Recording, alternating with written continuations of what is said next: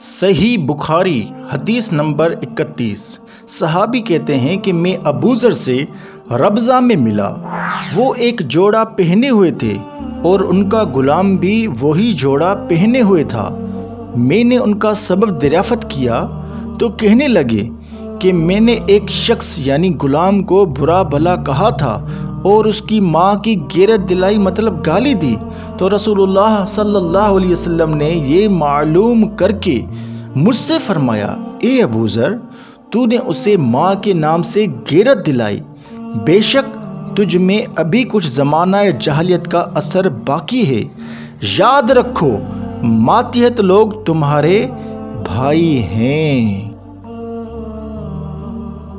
اللہ نے یعنی اپنی کسی مصلحت کے بنا پر انہیں تمہارے قبضے میں دے رکھا ہے، تو جس کے ماتحت اس کا کوئی بھائی ہو تو اس کو بھی وہی کھلائے جو آپ کھاتا ہے، اور وہی کپڑا اسے پہنائے جو آپ پہنتا ہے، اور ان کو اتنے کام کی تکلیف نہ دو کہ ان کے لیے مشکل ہو جائے، اور اگر کوئی سخت کام ڈالو تو تم خود بھی ان کی مدد کرو۔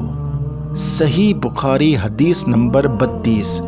جب سورۃ الانعام کی یہ آیت اتری، جو لوگ ایمان لائے اور انہوں نے اپنے ایمان میں گناہوں کی آمیزش نہیں کی، تو آپ صلی اللہ علیہ وسلم کے اصحاب نے کہا، یا رسول اللہ صلی اللہ تعالی علیہ وسلم، یہ تو بہت ہی مشکل ہے، ہم میں کون ایسا ہے جس نے گناہ نہ کیا ہو؟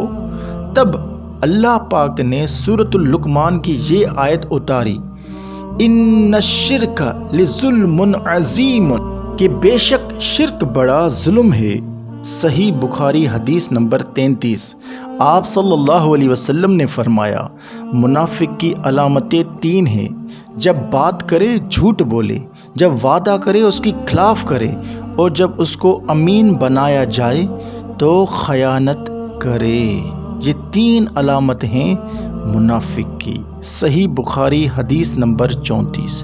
رسول اللہ صلی اللہ علیہ وسلم نے فرمایا کہ 4 عادتیں جس کسی میں ہوں تو وہ خالص منافق ہے، اور وہ جس کسی میں ان 4 میں سے ایک عادت ہو تو وہ بھی نفاق ہی ہے جب تک اسے نہ چھوڑ دے۔ وہ یہ ہیں، جب اسے امین بنایا جائے تو وہ امانت میں خیانت کرے، اور بات کرتے وقت جھوٹ بولے، اور جب کسی سے عہد کرے تو اسے پورا نہ کرے، اور جب کسی سے لڑے تو گالیوں پر اتر آئے۔ صحیح بخاری حدیث نمبر 35۔ رسول اللہ صلی اللہ علیہ وسلم نے فرمایا، جو شخص شب قدر ایمان کے ساتھ محض ثواب آخرت کے لیے ذکر و عبادت سے گزارے تو اس کے گزشتہ گناہ بخش دیے جاتے ہیں۔ شکریہ ویڈیو دیکھنے کے لیے۔ ویڈیو شیئر لازمی کریں اور ثواب کمائیں انشاءاللہ عز و جل۔